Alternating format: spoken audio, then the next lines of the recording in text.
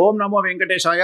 2026 ఆంగ్ల సంవత్సరానికి అలాగే శ్రీ పరాభవనామ సంవత్సరానికి సంబంధించినటువంటి ధనుస్సు రాశి ఫలితాలను తెలుసుకుందాం. ధనుస్సు రాశిని ఇంగ్లీష్లో సజిటేరియస్ అంటారు.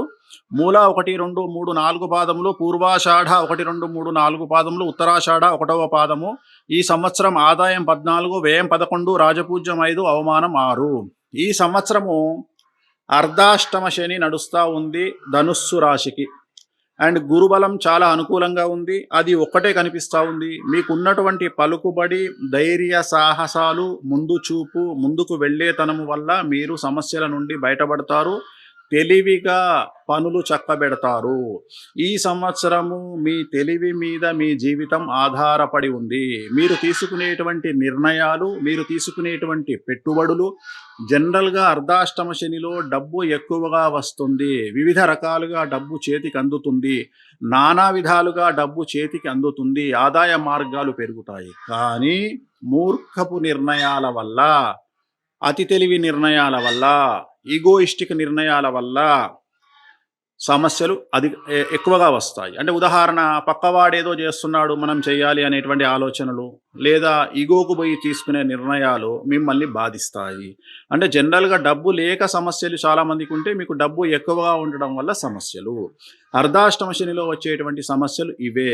కాబట్టి కొత్తగా పెట్టే వ్యాపారాల వల్ల, అలాగే ఇన్వెస్ట్మెంట్ల వల్ల మీరు ధన నష్టంని కొని తెచ్చుకుంటారు. కాబట్టి జాగ్రత్తగా ఉండండి. విద్యార్థులకు చాలా అనుకూలంగా ఉంటుంది. మరీ ముఖ్యంగా వ్యసనాల జోలికి వెళ్లకుండా ఉంటే విద్యార్థులకు చాలా చాలా అనుకూలంగా ఉంటుంది. విదేశీ వీసాలు వస్తాయి, ఉద్యోగాలు వస్తాయి. నిరుద్యోగులకు ఉద్యోగ అవకాశాలు గోచరిస్తూ ఉన్నాయి. ప్రభుత్వ ఉద్యోగస్తులకు మాత్రం అన్నీ అనుకూలంగా ఉన్నప్పటికీ సిఐడి, ఏసీబీ, సిబిఐ లాంటి కేసులు బాధించే అవకాశం ఉంది. బ్యూరోక్రాట్, పై లెవెల్ ఐఏఎస్, ఐపీఎస్ లాంటి వాళ్ళకి. ఇక వ్యాపారస్తులకు ట్యాక్స్ల గొడవ ఉండేటువంటి అవకాశం ఉంది. Sales, commercial tax, income tax మరియు ఈడీల వల్ల సమస్యలు ఉంటాయి. పెద్ద పెద్ద కాంట్రాక్టర్లకు మాత్రం ఈడీ సమస్యలు ఉండేటువంటి అవకాశాలు కనిపిస్తూ ఉన్నాయి. బట్ డబ్బు విపరీతంగా చేతికి అందుతుంది. అలాగే స్త్రీలకు విశేషంగా అనుకూలంగా ఉండబోతూ ఉంది. కుటుంబంలో మీ యొక్క మాట చెల్లుబాటు అయ్యేటువంటి అవకాశం కనిపిస్తూ ఉంది.